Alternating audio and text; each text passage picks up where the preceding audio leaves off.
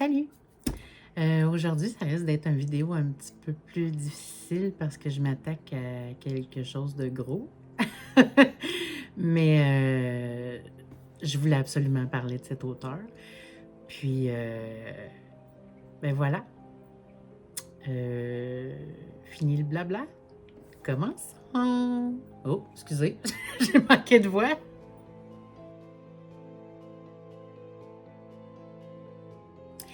Mes sources du jour sont le livre, des critiques littéraires et entrevues. Cujo est sorti en 1981. Ma version à moi vient des éditions Albin Michel ou Albin Michel. En tout cas, je suis lectrice, mais pas experte en maison d'édition. Puis, elle est sortie en 82. C'est un roman d'horreur psychologique de 500 pages. En anglais, il est moins long. J'ai vu ça en faisant des petites recherches. L'histoire se passe dans la ville de Castle Rock, dans le Maine. Maine? Ouais, Maine. Un endroit fictif récurrent dans les livres de Stephen King. King est un écrivain américain. Il est le maître incontesté du thriller et de l'horreur. Il est né le 21 septembre 1947 à Portland, dans le Maine, aux États-Unis. Passionné de lecture dès son enfance, King écrit ses premières histoires en tant qu'étudiant. Moi aussi, j'ai commencé à écrire quand j'étudiais. J'ai rien publié, par exemple. Pas encore. Après des études en anglais à l'université, il devient professeur tout en continuant son ambition littéraire. En 1974, son premier roman, Carrie, est publié après plusieurs rejets d'éditeurs. À la boulette. Ils doivent-tu regretter un petit peu ces éditeurs-là aujourd'hui? Ben, aujourd'hui, même tout de suite après. Ce livre obtient tellement de succès qu'en 1976, il est adapté au cinéma. C'est à ce moment que la carrière prolifique commence. Il enchaîne les publications de best-sellers, écrivant aussi de la science-fiction et du fantastique. Ça me touche un petit peu moins, mais je vais quand même avoir quelques livres sur le sujet là, dans les prochains mois.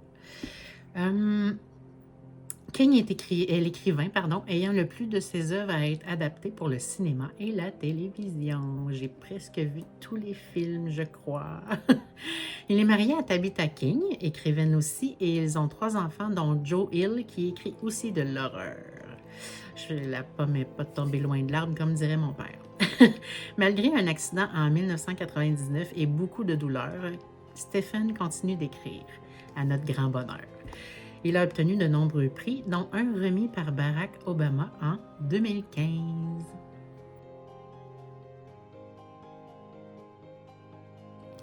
Ce roman transforme une simple histoire de chien enragé en un huis clos suffocant, où la tension monte jusqu'à l'insupportable.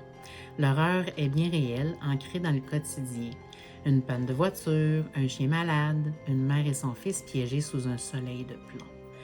Un extrait, King n'aimera peut-être pas ça parce qu'il ne donne pas d'extrait, c'est caché. Où était passé le chien? Elle ne le voyait plus. Mais quelle importance! L'animal ne pouvait pas rentrer et les secours ne tarderaient pas. Cela va aller, assura-t-elle à Tad. Tu vas voir. Les pages se tournent frénétiquement tant on veut savoir si Donna et Tad vont s'en sortir. Ce roman est l'un des plus angoissants de l'auteur. Il parvient à créer une horreur crédible et glaçante, jouant sur nos peurs les plus profondes. Évidemment, ce livre n'est pas seulement axé sur le chien. Il y a aussi des conflits conjugaux et des regrets. Un autre extrait. « Je ne veux pas te quitter, répondit-elle. Je t'aime. Je crois que j'ai redécouvert cela voici quelques semaines. » Un instant, il parut soulagé. Il s'approcha de la fenêtre puis retourna près du canapé. Il s'y laissa tomber et la fixa des yeux. Alors pourquoi? C'est très difficile de critiquer King, comme j'ai dit dans mon intro. J'ai choisi ce livre-là car il est le premier que j'ai lu de lui quand j'étais adolescente. Il m'a choquée et bouleversée. Un gentil chien qui devient un monstre. Moi, j'adore les animaux, ça, j'ai pas trippé.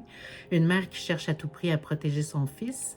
Je comprends tellement maintenant que je l'ai relu en tant qu'adulte et mère moi-même. Des secours espérés qui tardent à arriver. Et la chaleur suffocante et le manque de ressources. Tout est triste et angoissant. Vraiment. Un dernier extrait. Donna Trenton était assise, les mains posées légèrement sur le volant de la Pinto. Tad avait fini par se rendormir, mais d'un sommeil agité. Il se tordait, se tournait, gémissait parfois. La jeune femme craignait qu'il ne fût en train de revivre en rêve la scène à laquelle il venait d'assister.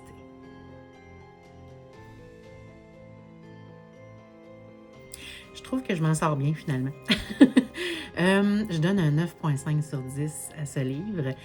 Si vous cherchez un thriller horrifique sans monstre surnaturel, mais avec une tension extrême et un réalisme glaçant, Cujo est un excellent choix. Stephen King a avoué ne pas se souvenir de l'avoir écrit en raison de sa consommation excessive d'alcool et de drogue à l'époque. C'est lui qui l'a dit. Pourtant, il considère lui-même ce roman comme l'un de ses préférés.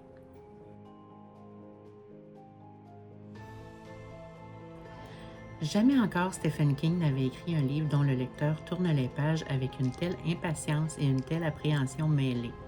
Il réussit avec ce roman un véritable suspense littéraire.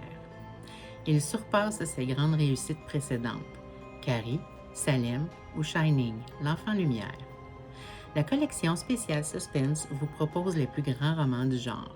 Aussi, se devait-il de vous offrir les meilleurs suspens de celui qui est désormais considéré comme le maître. Il accomplit ici le tour de force dont rêvent 4 générations d'écrivains depuis Lovecraft, créer la terreur en ne laissant voir que la vie. Cujo est un bon gros toutou. 200 livres de muscles éperdus d'amour pour Brett, un petit garçon de 10 ans qui vit dans une bourgade si tranquille. Mais un beau matin d'été, le chien se faufile dans un obscur terrier où le mord une chauve-souris porteuse d'un terrible virus. Dès lors, ce qui va lui arriver et à ceux dont vous, qui auront le malheur de l'approcher, vous stupéfiera.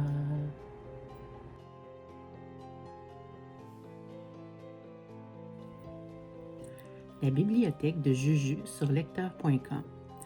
Cujo est un monument du genre, épouvantable et terrifiant car ancré dans le réel, cette marque de fabrique du King qui fait que l'on tremble vraiment pour ses héros.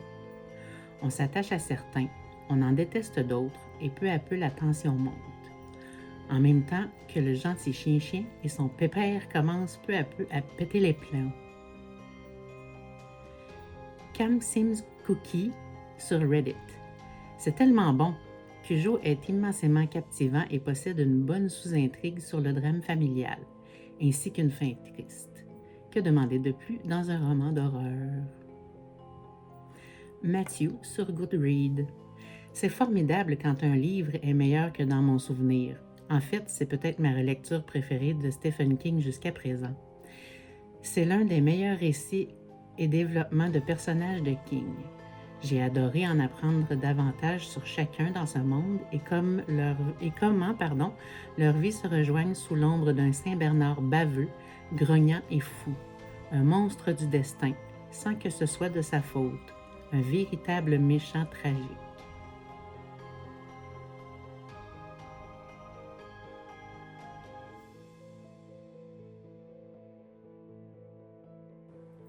Voilà, on est rendu à la conclusion. J'espère que vous avez apprécié.